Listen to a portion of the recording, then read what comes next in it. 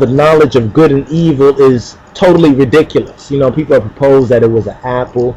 People have proposed that the tree of the knowledge of good and evil was opium, and it was maybe a fig or something like that. All kind of things. It was a tree of the knowledge of good and evil.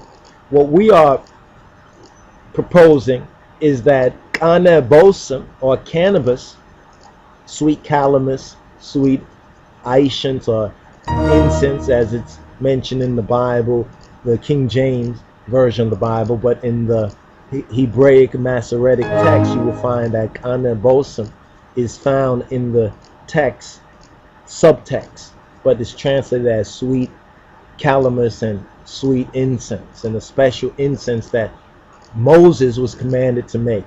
Now, what these people who would claim that even proposing such an idea, cannabis is the tree of the knowledge of good and evil, you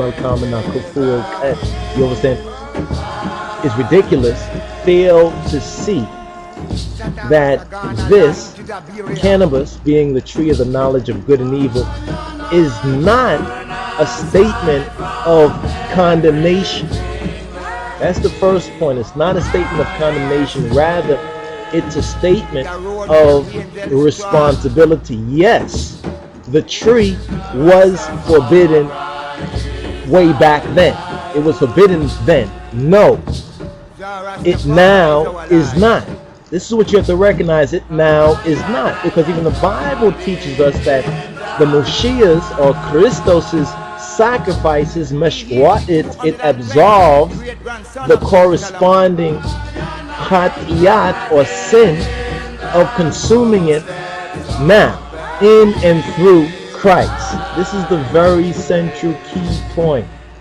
Christ involved with the consuming, the taking, the using, the receiving of Kanehbosem. Now, that is basically the whole miracle of it, that the very existence of the tree in our world now represents the meshwa'it, represents the sacrifice which saves us, I, from the hatiyat, the missing of the mark of consuming it. Therefore, now its use is allowed in and through the Moshiach, in and through Christ. And we're emphasizing that, not Johannes, the virtual composer, but he does touch on that furthermore in his research report and in his article. Now, this is a quite subtle point, but it's often missed by most listeners who only dwell on the so-called forbidden nature of it, of past times. You hear a lot about how it's forbidden in the past, so forth and so on. And we're going to touch more on that later. Just a little point aside, but related to this. Did you hear about that? I think it's some 5,000, 2,000, between 2 to 3,000 year old marijuana that was found in some ancient Chinese grave. They had this thing about marijuana, like 3,000 year old weed or something like that. Maybe it was older than that herb, cannabis, that was found. Anyway, let's move forward with this. Cannabis, Kanehbosem, the tree of the knowledge of good and evil? Question. Let's put it out like a question. You understand? Let's question this and let's investigate this. So in this series, we're going to question, investigate, use generously Johannes, the virtual composer, his research, with also what we've had rested with Yahweh and through the Moshiach regarding this particular issue, touching on the Metaf Kedus and the revelation of the King of Kings in and through the Christ. Now, first of all, the word God,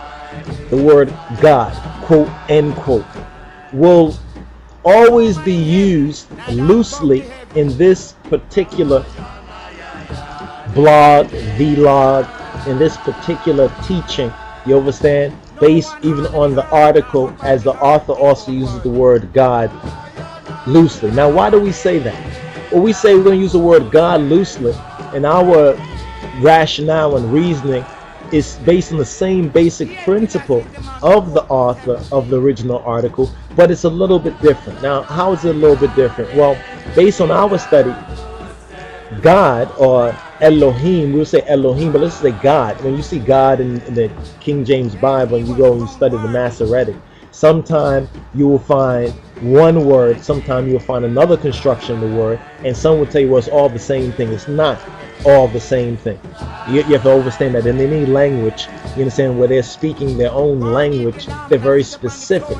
There's nuances that you have to comprehend, that you have to at least understand before you get a good standing on it, before you can truly say you overstand it. So we're going to use the word God loosely in this context, because even in the King James concept of God, you may think God always mean Elohim, but then you study the text, in some places God may mean Yahweh, you understand? Or in some cases it may mean El Elyon, and they may not always translate it properly, you understand? Now the listener can take this to mean, in this context, in this study, as the system of things. Some may also take this as being Mother Nature. Others may take this as being the universe. Some may take it as being the universal mind.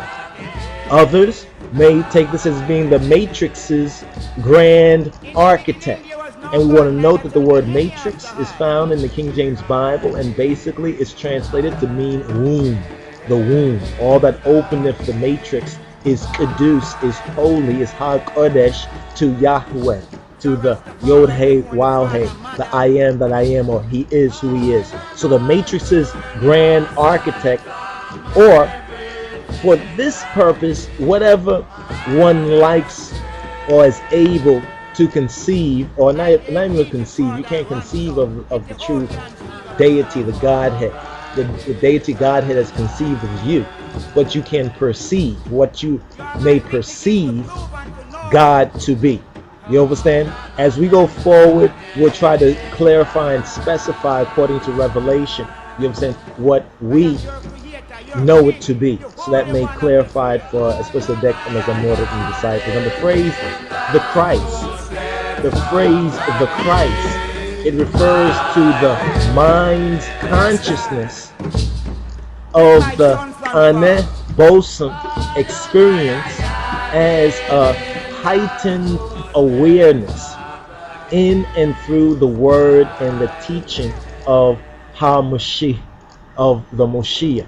Now, whether you believe, accept the physical existence of Yenazaretu Jesus is immaterial to the interpretation, you understand, of this particular article and this particular teaching, and I in general, whether you accept. Some people say, well, yes, Christmas, the mythology. Some say, no, he actually lived.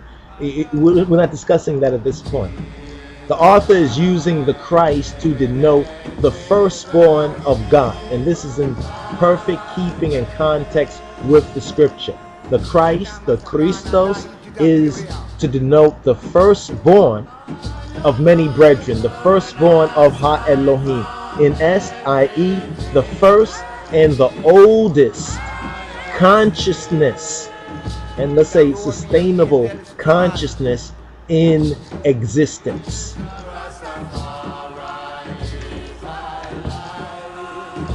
The tree of the knowledge of good and evil as an allegory for Kanehbosem, as an allegory for cannabis. Kanehbosem is the plant that, quote, God, Elohim, in the Hebraic sense, warned humanity, or the first humans, as one would teach and preach it, not to eat from in the Geneta Eden, in the Garden of Delight, in the Garden of Eden. According to Genesis chapter 2, verses 16 to 17, and the Lord God commanded the man, you are free to eat from any tree in the garden, but you must not eat from the tree of the knowledge of Melkam and Kufu, of good and evil. For when you eat of it, you will surely die. Now, why this analogy? Why this analogy? What does this analogy teach us? Why is Kanehbosem the tree of the knowledge of good and evil and not the tree of life? Lemisale, for example. Well, God himself declares after the fall in Genesis